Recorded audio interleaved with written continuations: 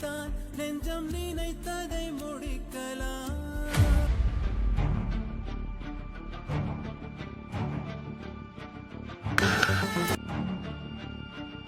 Team பேர் நண்பேண்டா. அப்போ இப்படி வந்துட்டு விளாண்டோம். அப்போ நாங்கள் நினைக்காத அளவுக்கு இப்படி சோஷியல் மீடியாவில் இவ்வளோ தூரம் புகழ் பெறுங்கிறது நினைக்கிறேன். திடீரென்று வந்து நான் சந்திக்க வந்த இடத்துல இப்போ அவரும் அந்த வீடியோவோட வாட இவர் தானா ரெண்டு நானே ஷாக் ஆகி போயிட்டேன். அந்த மாதிரி வாய்ப்பு எங்களுக்கு தரேன்னு தான் சொல்லணும், தரையில்லை கொடுக்கணுன்னு தான் சொல்லணும். ஊனங்கிறது வந்து உடம்புல இல்லை, சில பேர் மனசுலேயும் இல்லை. ஒரு பிளேயர் ஒரு ஆள் வாரர் விளையாடுறார், நல்ல ஒரு டேலண்டடான ஒரு ஆளாக இருக்கிற விஷயம் எங்களோட மனங்களுக்குள்ளே இருக்கும். ஆனால் இப்போ இந்த வாழ்க்கைக்குள்ளே ஒரு பின்பக்கம் ஒரு ஸ்டெப் நாங்கள் பின்னுக்கு வந்து பார்த்தோம்னு சொன்னால் நீங்கள் எப்படி தொழில் வந்ததுன்னா நான் கச்சா வியாபாரம் தான் செய்வேன். பஸ் சாதனை நாயகன் சும்மா இல்லை, சாதனை நாயகன். தற்போதைய இலங்கையினுடைய மிகப்பெரிய ஒரு பேசுபொருளாக மாறி இருக்கக்கூடிய ஒரு நபரோடு தான் நாங்கள் இப்போ ஒரு இன்டர்வியூவில் இருக்கிறோம். அவர் சைன் பண்ண பெட் ஒன்று எனக்கு ப்ரெசென்ட் பண்ணி அனுப்பினார்.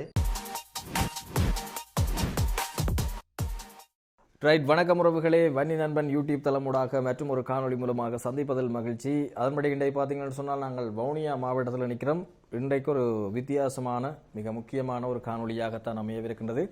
என்னென்னு சொன்னால் இப்போ தற்போது இலங்கையில் மிக முக்கியமாக ஒரு பேசு பொருளாக அதே நேரம் ட்ரெண்டிங்காக போய்கொண்டிருக்கக்கூடிய ஒரு விஷயம், ஒரு நபர் தொடர்பிலான காணொலியை வந்து அதிகளவிலானவர்கள் நீங்கள் இந்த ஃபேஸ்புக் மூலமாக பார்த்திருப்பீர்கள், சில நேரம் பார்த்திருக்க மாட்டீங்கள். நிச்சயமாக ஒரு பெரிய ஒரு மோட்டிவேஷனான ஒரு விஷயம். அந்த நபரை வந்து நாங்கள் நேரடியாக சந்திக்க வந்திருக்கிறோம். யார் அந்த நபர், என்ன விஷயத்தால் அவர் தற்போது இலங்கையில் வந்து ஒரு பேசுபொருளாக மாறியிருக்கக்கூடிய ஒரு நபராக வந்திருக்கிறார் என்ற விடயங்களை வந்து நேர அந்த நபரை சந்தித்து நாங்கள் அது தொடர்பிலான விஷயங்களை வந்து பார்க்கலாம். வாங்குவோம். சரி அண்ணா, இதை டிஷர்ட்டில் விடுங்க. ரைட், நாங்கள் என்னென்னா இப்போ வவுனியா மாவட்டத்தில் கொல்லர் புளியங்குளம் என்கின்ற பகுதிக்கு தான் வந்திருக்கிறோம். இப்போ உண்மையில் வந்து நான் சில அந்த எங்களுடைய இந்த காணொலிக்குள்ளே நாங்கள் போகிறதுக்கு முன்பதாக அந்த அறிமுக சின்ன கட்டம் ஒன்று போட்டிருப்பேன். அதில் வந்து ஒரு வீரன், ஒரு மாவீரன் என்று தான் சொல்லலாம் அண்ணாவை. சரி, என்ன சொன்னால் சாதாரணமாக வந்து கிரிக்கெட் ஆடுறன்ற விஷயம் எல்லாரும் நாங்கள் பார்த்துருப்போம். சாதாரணமாக கிரிக்கெட் ஆடுற ஒரு நபரால் கூட இப்போ போய் அதில் வந்து ஒரு பரபரப்பான நிலைமையில வந்து 6 அடித்து ஒரு டீமை வந்து வின் பண்ணுற நிலைமைக்கு கொண்டு போகிறதுன்ற வந்து ஒரு பெரிய ஒரு சவாலான விஷயம். அப்படி இருக்க வந்து அண்ணாவோட நிலைமை அவற்ற விஷயத்தை பிறப்பாலேயே வந்து கையில் வந்து இப்படியான ஒரு பிரச்சனையை சந்திச்ச ஒரு நபர். ஆனால் அப்படியான ஒரு பிரச்சனை இருந்தும் அவர் அந்த இடத்துல வந்து பெரிய ஒரு சாதனை நாயகனாக மாறி இருக்கிறதால தான் தற்போது அந்த காணொளி இலங்கையில் மட்டுமில்லாமல் இப்போ உலகம் அளவில் வந்து பெரும் வைரலாக வந்து பரவி கொண்டிருக்கு. அநேகமானவர்கள் அந்த விஷயத்தை வந்து ஷேர் பண்ணி கொண்டிருக்கிறாங்க. ஸோ அந்த விஷயம் தொடர்பிலாக வந்து அந்த நபர் தான் இவர். இப்போ அவரில் வந்து நாங்கள் ஒரு சின்ன ஒரு உரையாடலை மேற்கொள்வோம். வாங்க. சரி அண்ணா, வணக்கம். வணக்கம். உங்களோட பேர் என்ன? என் பேர் ஆர் ரஞ்சித். ரஞ்சித், ஓகே. இப்போ உங்களுடைய சொந்த இடம் எங்கே, இப்போ என்ன செய்து கொண்டிருக்கிறீங்கள சம்மந்தமான விஷயங்கள்? என்னோட சொந்த இடம் பண்டாரவேலை. அங்கே பார்ப்போம். அங்கே பண்டாரவேலை நான் படித்த பள்ளிக்கூடம் ஐஸ்லேபி தமிழ் வித்யாலயம். நான் பிறப்பிடம் வசிப்பிடம் பட்டது எல்லாம் அங்கே. ஓகே. எனது வசிப்பிடம் கொல்லல் புளியங்குளம். நான் இங்கே தான் திருமணம் முடிச்சு இப்போ இங்கே வசிக்கிறேன். இப்படி இருக்கும்போதும் நான் இருந்து வருஷம் எங்களோட நடக்க பள்ளி இதில் கிரிக்கெட் போட்டி கலந்துக்குவேன். அதுக்காக இந்த வருஷம் போயிருந்தேன். நாங்கள் எதிர்பாராமல் நாங்கள் சும்மா எப்பயுமே மாதிரி, ஏன்னா நாங்கள் 2001 பெஜ்ஜி. இப்போ எங்களுக்கு வயசு 40க்கு மேலே தாண்டுது. இப்போ எல்லாம் இளைஞர் பொழுவினோட விளையாடுறது கொஞ்சம் கஷ்டம். ஆனால் அப்போ நாங்கள் கொஞ்சம் வினோதயானது வருஷம் நடத்த இந்த விளையாட்டுக்கு போகணுங்கிறதுக்காக போயிட்டு இப்படி எங்களோட டீம் பேர் நண்பேண்டாங்கிற எங்களோட டீமோட எங்களோட டீம் பேர் நண்பேண்டா. அப்போ இப்படி வந்துட்டு விளாண்டோம். அப்போ நாங்கள் நினைக்காத அளவுக்கு இப்படி சோஷியல் மீடியாவில் இவ்வளோ தூரம் புகழ் பெறுங்கிறது நினைக்கிறேன். அதுதான் விளையாட்டு. அப்போ போனால் விளையாண்டோம், ஜெயிச்சிருக்கோம். ஒரு பெரிய ஒரு பரபரப்பாக நீங்களே நினைக்கல இந்த விஷயம் இப்போ பெரிய இதாக மாற முடியல. நான் நினைக்கவே இல்லை. எப்படியுமே நான் உண்மைக்கு நாங்கள் எப்படி நினைக்கல. ஆனால் இது வந்து இவ்வளோ தூரம் உலக அளவு பேசக்கூடிய பொருளாக மாறுறதுக்கு காரணம் அந்த எங்களோட லைவ் கொடுத்த அந்த ஒரு விஷயம்தான். அதான் அதில் வந்து செமிஃபைனல் அந்த மேட்ச் நடத்துனது. செமிஃபைனல். அப்போ நீங்கள் அதில் எத்தனை ஸ்கோர் பண்ணியிருந்தீங்க? நீங்கள் எத்தனை? நான் ஒரே ஓவரில் 3 6 ஒரு 4 ஒரு 2 அடிச்சு. ஓகே, அதுதான் இன்னைக்கு பேச பொருளாக மாறுது. அதான் இப்போ என்னடா ஒரு கிரிக்கெட் மேட்ச் ஒன்று நடந்தது இவங்களோட ஸ்கூலில், பதுளை பண்டாரவளை மகாவித்யாலயமா, ஐஸ்டிபி மகாவித்யாலயம். ரைட். இப்போ அந்த ஸ்கூலில் பழைய மாணவர்கள் இவர்கள். அப்போ இவர்களுக்கு வந்து வருடாந்தம் ஒரு இந்த கிரிக்கெட் சுற்று மாதிரி இப்போ ஒரு விஷயங்கள் நடக்கும். இப்போ அதில் வந்து கிரிக்கெட் போட்டியில் தான் அண்ணா வந்து பங்கேற்றிருந்தவர். அப்போ எல்லாருமே ஒரு சாதாரணமான மனிதர்களாக அந்த இடத்துல பங்கேற்ற இடத்துல வந்து அண்ணா வந்து கை ஒரு சவாலான விஷயம். இப்போ அது ஒரு பிரச்சனையாவோ அல்லது குறையாவோ அதை வந்து யோசிக்காமல் அவரும் ஒரு வீரனாக வந்து அந்த இடத்துல களமிறங்கி தன்னுடைய நம்பிக்கை, அதாவது டீம் வச்சிருந்த அந்த நம்பிக்கையை வந்து இருமடங்காத காட்டி டீமை வந்து வெற்றி பாதைக்கு கொண்டு போயிருக்கிறார் அண்ணா. அதை விட வந்து சின்ன விஷயம் இல்லை. அந்த மேட்சில் வந்து கிட்டத்தட்ட 3 6 ஒரு 4 மற்ற டூர் ஒரு டூர் என்ன அடிச்சு பெரிய ஒரு வெற்றி வந்து வழி அடிச்சுட்டு வந்து அடுத்து ஒரு 6, அப்புறம் ஒரு 4, அப்புறம் ஒரு 6, அப்புறம் 6. இப்போ அது என்னென்னா, இப்போ அதை 6 அடிச்சதோ 4 அடிச்சதோ அது வந்து மேட்டர் இல்லை. இப்போ என்ன சொன்னால் எல்லாருமே அது செய்கிற விஷயம். இப்போ என்னென்னு சொன்னால் அதில் எல்லாருமே பெரிய காம்படிஷனாக அது நடந்து கொண்டிருக்க சாதாரணமாக அந்த பேட்டிங் பண்ண போய்க்க அந்த அண்ணாட அந்த ஸ்டைல், அந்த வீடியோவை பார்த்தீங்கன்னு சொன்னால் நான் ஆரம்பத்தில் அந்த வீடியோ பார்க்க எங்கேயோ ஒரு பகுதியில் நடந்திருக்கு. ஸ்ரீலங்காண்டு கூட நான் யோசிக்கிறேன். இந்தியாவில் இப்போ தமிழ்நாட்டில் நடக்கிற அந்த வீடியோக்களும் அதிகம் பாரு தானே அப்படின்ட்டு. அப்போ இங்கே இருக்கிற ஒரு திறமையான ஆளுன்னு சொன்னால் அதுவும் தமிழ்னு சொல்லியிருந்தால் கட்டாயம் எங்களுக்கு தெரிஞ்சிருக்கும். அப்போ இது ஒரு வேறு எங்கேயோ கூட அதை பார்த்துட்டு இப்படியும் அடிக்கிறாங்களா, இது என்ன இதுன்னு சொல்லி அந்த ஒரு உண்மையான ஒரு கன்ஃபியூஷனில் நான் அதை கடந்து போயிட்டேன். இப்போ திடீரென்று வந்து நான் சந்திக்க வந்த இடத்துல இப்போ அவரும் அந்த வீடியோவோட இவர் தானா ரெண்டு நானே ஷாக் ஆகி போயிட்டேன். பெரிய ஒரு விஷயம். ஓகே, அப்போ உங்களுக்கு என்ன இப்போ அந்த போட்டியின் பின்னராக இப்போ அந்த வீடியோ வந்து நிறைய பேரால் இப்போ ஷேர் பண்ணப்பட்டிருக்கு, நிறைய பேருக்கு போய் ரீச் ஆகிருக்கு. அதுக்கு பின்னருக்கு உங்களுக்கு ஏதாவது அதன் மூலமாக ஏதாவது அனுகூலங்களோ அல்லது உதவிகளோ அப்படி ஏதாவது கிடைச்சதா, இல்லை தொடர்புகள் எதுவும் கிடைச்சதா? அப்படி தொடர்புகள் கிடைச்சி நிறைய பேர் தொலைபேசி மூலமாக நிறைய பேர் அழைச்சிருக்காங்க. அப்புறம் நேற்றும் ஒரு மீடியாவில் கூட கூப்பிட்டு இந்த மாதிரிலாம் கதைச்சாங்க. அப்புறம் இந்த மாதிரி இருக்குது நிறைய எல்லாம் கால்ஸ் தான். அப்போ பள்ளிக்கூட உதவிகள் எங்களுக்கு எங்களுடைய டீம் சார்பாக உதவி இப்படி நிறைய செய்துட்டு எங்களுக்கு ப்ரொமோஷன் பண்ணியிருக்காங்க. ரைட், அது ஒரு பெரிய ஒரு விஷயம். உங்களுக்கு தனிப்பட நீங்கள் எந்த உதவிகளும் அவர்கள் மூலமாக கேட்கல? இல்லை, நான் தனிப்பட உதவியாக கேட்கவும் இல்லை, அவங்க தனிப்படையாக தாரன்னு சொல்லலை. இருந்தாலும் எனக்கு தனிப்படையாண்டு தாரன்னு சொன்னது வந்துண்டா எனக்கு ஒரு ஸ்ரீலங்காவில் சிறந்த ஒரு விளையாட்டு வீரர், அவர் பேர் வந்து சிங்கிற பேர் ஜனித்த பண்டார்னு சொன்னார். அவர் சைன் பண்ண பெட் ஒன்று எனக்கு ப்ரெசென்ட் பண்ணி அப்படின்னாரு. அதே மாதிரி எங்களுக்கு டிஎஸ் கம்பெனியில் கால் எடுத்தாங்க. அவங்க நான் ஷூ கொஞ்சம் ப்ரெசென்ட் பண்ணுறேன் நாங்கள். அந்த மாதிரிக்கே பெரிய ஒரு விஷயம். ஏன்னா இப்போ இந்த அண்ணா பார்த்தீங்கன்னு சொன்னால் இவ்வளோ நாளாக இவர் யாருடைய தெரியாது. ஒரு கிராமம், ஒரு குக்கிராமம், ஒரு மிகவும் பின்தங்கிய ஒரு கிராமத்தில் ஜானைகள பிரச்சனை தொடர்ச்சியாக இருக்கக்கூடிய ஒரு கிராமத்தில் அதிகம் கஷ்டப்பட்ட மக்கள் வாழ்கிற இடத்துல இவரும் அவரும் நிறைய கஷ்டப்பட்டு தன்னுடைய வாழ்க்கையை ஓட்டி கொண்டிருக்கக்கூடிய ஒரு நபர் இன்றைக்கு இலங்கையினுடைய ஒரு பேசுபொருளாக மாறி இருக்கிறார். உண்மையில் அண்ணாவை நான் இந்த இடத்துல சந்திக்க வந்தக்கூடிய காரணமே நாங்கள் இந்த எங்களோட யூடியூப் மூலமாக சில உதவி திட்டங்கள் அதில் சின்ன சின்ன இதுகளை செய்கிறோம். நாங்கள் அதில் இவர்களோட குடும்பத்துக்கான ஒரு சின்ன ஒரு இதை நாங்கள் அந்த சம்மந்தமாக கதைக்க வந்த இடத்துல தான் இப்படி ஒரு விஷயம் இவர் மூலமாக நடந்திருக்குன்னு சொல்லி அது எனக்கே பெரிய ஒரு ஷாக்காக போயிட்டு, அப்படியாக உதவி பொருளாதார ரீதியாக இவர்களும் தொடர்ச்சியாக பின்னிலையில் இருக்கக்கூடிய ஒரு குடும்பம். அப்படி இருந்தும் திறமைன்றது நிச்சயமாக யாராலையுமே ஒழிச்சு வைக்க முடியாது. சில நேரங்களில் கட்டாயம் அது வெளிவந்து ஒரு சந்தர்ப்பம். அப்படி உங்களுக்குள்ள இவ்வளோ ஒரு பெரிய திறமை இருக்கின்ற விஷயம் நானும் இன்றைக்கு தான் அதை பார்த்தேன். அப்போ இந்த விஷயத்தை என்னத்துக்காக சொல்கிறேன்னு சொன்னால், இப்போ சில நேரம் அந்த வீடியோ நீங்கள் பார்த்துருப்பீங்கள், இவர் தொடர்பிலான தகவல்களை உங்களுக்கு அதை பெற முடியாமல் இருக்கலாம். சில நேரம் அவருக்கு விருப்பம் வந்திருக்கலாம், உங்களுக்கு இவருக்கு ஏதாவது செய்யலாம் இல்லை உதவி செய்யலாம்னு சொல்லி. அப்படி ஏதாவது வாய்ப்புகள் இருந்தால் கட்டாயம் தொடர்பு கொள்ளுங்க. அவருக்கு நாங்கள் நீங்களே நேரடியாக அவருக்கு செய்யலாம். நாங்கள் அதுக்குள்ளே வர மாட்டோம், நீங்களே செய்யலாம். ஏன்னா அந்த அண்ணாவுக்கு அதன் மூலமாக இந்த வீடியோ மூலமாக ஏதாவது ஒன்று கிடைச்சா அது எங்களுக்கும் பெரிய சந்தோஷம். சரியா, நான் என்னென்னு சொன்னால் இப்போ என்ன சொன்னால் நீங்கள் அந்த மச்சில் போய் இறங்கி அதில் விளையாடின அந்த பேட்டிங் ஸ்டைலோ சரி, நீங்கள் நிற்கிறதுக்குரிய அந்த ஸ்டைலோ சரி, இப்போ எனக்கும் அந்த கிரிக்கெட்டில் அதில் ஒரு ஈடுபாடு இருக்கிறதால இப்போ அந்த விஷயங்கள் எங்களுக்கு நார்மலாக அதில் பார்க்கக்கூடியதாக இருந்தது. அப்போ அதில் பார்க்க ஒரு பெரிய ஒரு அனுபவமான ஒரு ஆள் மாதிரி தான் இருந்தது. அப்போ சின்ன நாள்லேருந்தே விளையாடி சின்ன நாள்லேருந்தே நல்ல கிரிக்கெட் விளையாட்டில் நல்லா ஆர்வம், விளையாட்டில் ஆர்வம். இது மாட்டில் வாலிபால் கிரிக்கெட் இதுதான். ஆனால் நான் ஸ்கூலில் ஸ்போர்ட்ஸ் கலக்கிறதுண்டா ரன்னிங் மட்டும்தான். 100 மீட்டர் 200 மீட்டர் 400 மீட்டர் இந்த ரிலே இதுக்கு 4 தான் ஸ்போர்ட்ஸில் நான் மெயினாக செஞ்சது. ஆனால் கிரிக்கெட்லாம் விளையாடுறது நல்லா விளையாடுவோம்.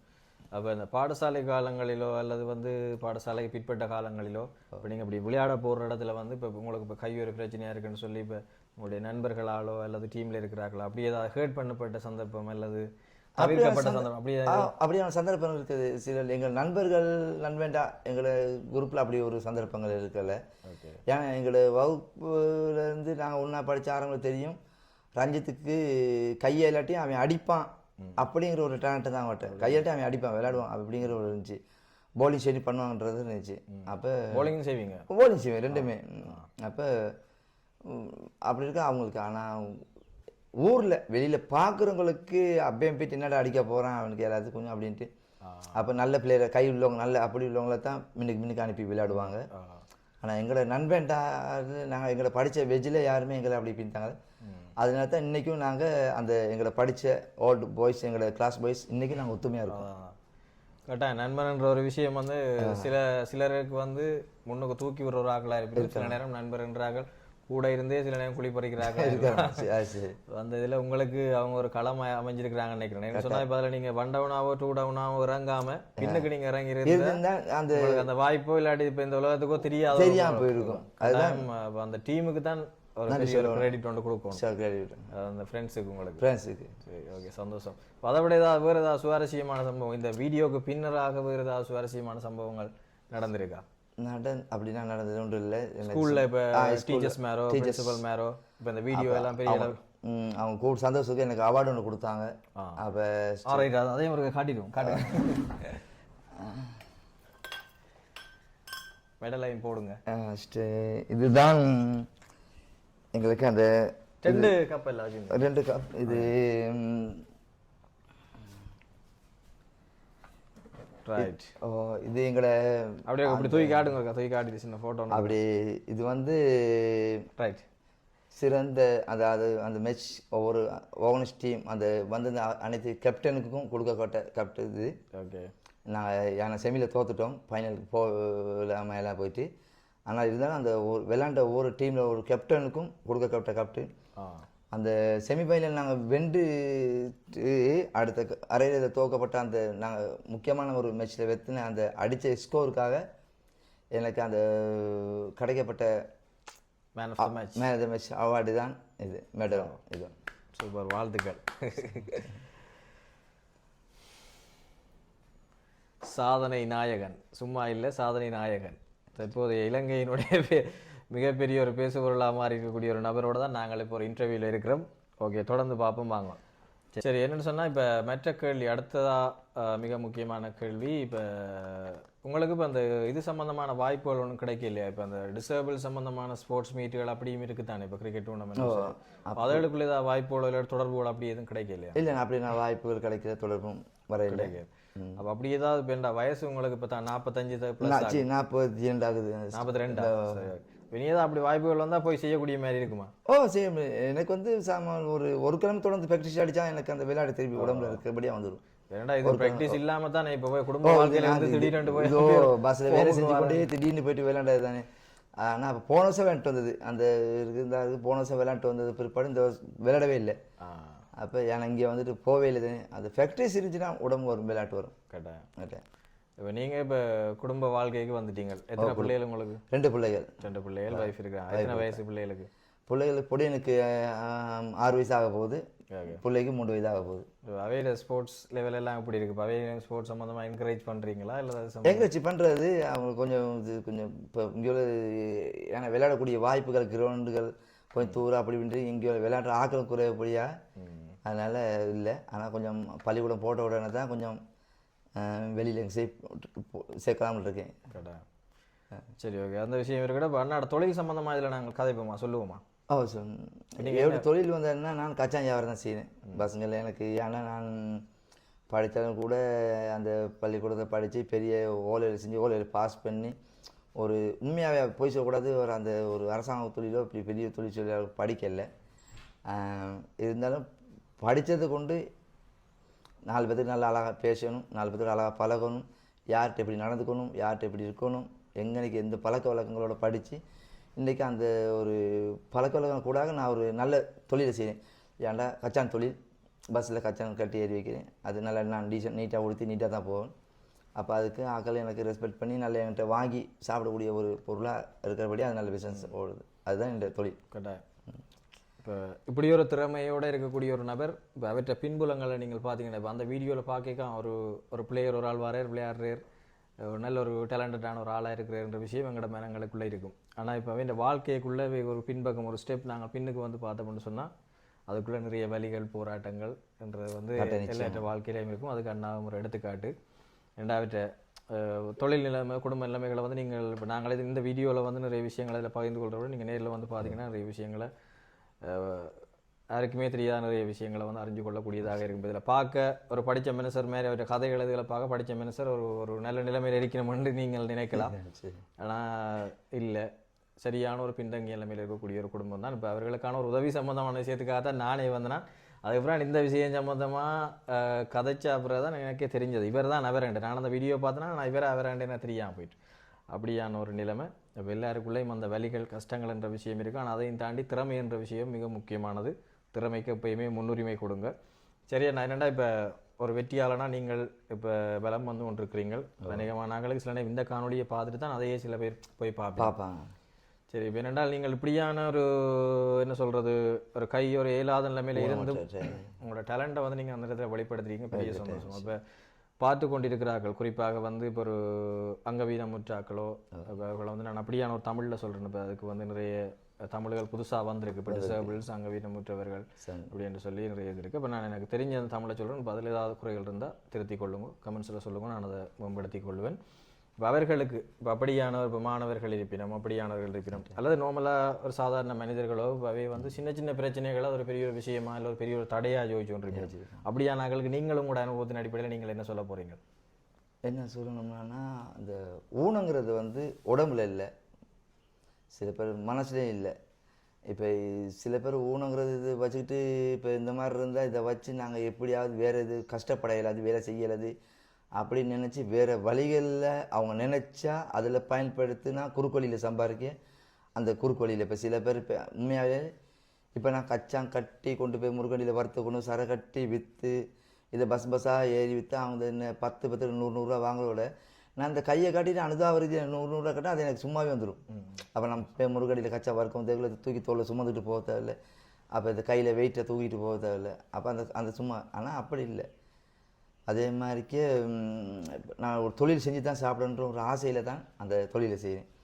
அதே மாதிரி ஒரு விஷயம் சொல்லிக்கணும், இந்த ஊனமற்று இவருக்கு இயலாது முடிஞ்சவங்க அவங்கள நினைக்கக்கூடாது. இயல்பாக இலக்கமாக நினச்சி அவங்கள பின்தாங்காமல் தம்பி உங்களால் ஏதாவது முடியுமா அப்படின்ட்டு கேட்டு அவரால் ஏதாவது ஒரு முடியுமா இருந்தால் அந்த அவருக்கு அந்த வகையில் அவருக்கு என்னத்தில் அது ஆர்வம் இருக்குது, எதில் முடியுமோ அந்த இதுக்கு அவங்கள வளம்பெற செய்ய நான் சொல்கிற ஒரு விடியம். ஏன்னா எங்கள் காலத்தில் உண்மையாகவே நாங்கள் இப்போ இந்த 42 வயசில் தான் நாங்கள் இந்த இப்படி வரணும்னு இல்லை. நாங்கள் ஸ்கூல் காலத்தில் இல்லாட்டி அது ஸ்கூல் அவுட்டாகி விளையாடுற காலத்தில் கூட நாங்கள் இந்த மாதிரிலாம் இப்போ 42 வயசுலேயே இப்படி அடிக்கிறோம்னா அப்போ போன ஒரு 20 வருஷத்துக்கு முன்னுக்கு நாங்கள் விளையாட்டு சொல்லியிருந்தால் நாங்கள் இப்படியே விளையாண்டுருப்போம். அப்போ ஒரு வாய்ப்போ கடமை அந்த மாதிரி வாய்ப்பு எங்களுக்கு தரேன்னு தான் சொல்லணும், தரையில் கொடுக்கன்னு தான் சொல்லணும். அப்போ அந்த மாதிரிக்கே இருக்க வரும் இப்போ உள்ள இளைஞர்களோ இப்போ இருக்க இவங்களுக்கோ அந்த மாதிரி வாய்ப்புகள் இருந்தால் அவங்களுக்கு தளர அவங்களுக்கு முடியுமானால் கேட்டு அவங்களுக்கு அந்த வாய்ப்பை கொடுத்து அவங்களையும் ஊக்குவிக்குமாறு மிக தாழ்மையுடன் கேட்டுக்கொள்கிறேன். கட்டாயம். பெரிய விஷயம் அண்ணா சொன்ன அந்த பெரிய ஒரு மெசேஜ் ஒன்று இருக்குது. சின்ன வார்த்தையாக இருந்தாலும் அதுக்கு பெரிய மெசேஜ் ஒன்று இருக்குது. நிச்சயமாக இப்போ இந்த வீடியோ பார்த்துருக்கிறவர்கள் உங்களுடைய சமூகத்திலும் அப்படியானவர்கள் இருந்தால் கட்டாயம் அவர்களுக்கான சின்ன வாய்ப்பை கொடுங்க. அந்த வாய்ப்பு அவர்களுக்கு வந்து பெரிய ஒரு அவங்களோட வாழ்க்கையிலேயோ அல்லது எதிர்காலத்திலேயோ பெரிய ஒரு மாற்றத்தை கொடுக்கும்ன்றது நிச்சயமான உண்மை. இப்போ அண்ணா என்ன பெரிய ஒரு தேசிய ரீதியிலையோ அல்லது நாடு கடந்தோ பெரிய சாதனையை செய்துட்டார் என்று சொல்லி நாங்கள் இந்த வீடியோ வந்து இப்போ இதை எடுத்து போட இல்லை. அவர் செய்த ஒரு சின்ன விஷயம் இலங்கையில் இப்போ நிறைய பேரால் ஷேர் பண்ணப்பட்டு கொண்டிருக்கேன்னு சொன்னால் ஒரு அவர் அப்படியான ஒரு நிலைமையிலிருந்து பெரிய ஒரு திறமையை அந்த இடத்துல வந்து வெளிப்படுத்தியிருக்கு. அப்போ அந்த அடிப்படையில் வந்து அவருக்கு பின்னுக்கு இப்படி ஒரு வாழ்க்கை பின்னணி இருக்குது என்ற ஒரு விஷயத்தை வெளிப்படுத்துறதுக்கும் அதே நேரம் அவர் மூலமாக சில மெசேஜை வந்து நாங்கள் வெளியில் கொண்டு வரணும்ன்றது இந்த காணொலியின் பிரதானமான நோக்கம். நிச்சயமாக இந்த காணொலி பிடிச்சிருந்துன்னு சொன்னால் மறக்காமல் சப்ஸ்கிரைப் பண்ணி உங்களுடைய தொடர்ச்சியான ஆதரவுகளையும் தாருங்கள். இந்த அன்னாட குடும்பத்தை வந்து நேராக நீங்கள் பார்க்க போகிறீங்க. இப்போ அவர்களுக்கு ஏதாவது செய்யணும்னு சொல்லி விரும்பினாலும் கட்டாயம் தொடர்பு கொள்ளுங்கள். நேரடியாக நீங்கள் வந்து அவர்களுக்கான ஏதாவது வாய்ப்புகளை வந்து ஏற்படுத்தி கொடுக்கலாம். நன்றி. மற்றும் ஒரு காணொலியில் சந்திப்போம். அண்ணா கடைசியாக சொல்லணுமா? எல்லாத்துக்கும் மனமார்ந்த நன்றி தான் சொல்கிறதுக்கு, இந்த மாதிரி வாய்ப்பு கொடுத்ததுக்கு. அந்த எங்களுக்கு இப்படி இந்த அளவுக்கு இப்படி ஒரு மீடியாவிலலாம் வந்து இப்படி கதைக்கு பேச கொடுத்த அந்த எனக்கு ஆன்லைன் மூலியமாக அந்த எங்களோட மேட்ச் ஷோகனஸ் டீமும் அதே மாதிரி அதுக்கு ஆன்லைன் வந்து அந்த அண்ணாவுக்கும் எனது மனமார்ந்த நன்றி. நன்றி. ஓகே, சந்தோஷம். சந்தோஷம். தேங்க்யூ. தேங்க்யூ.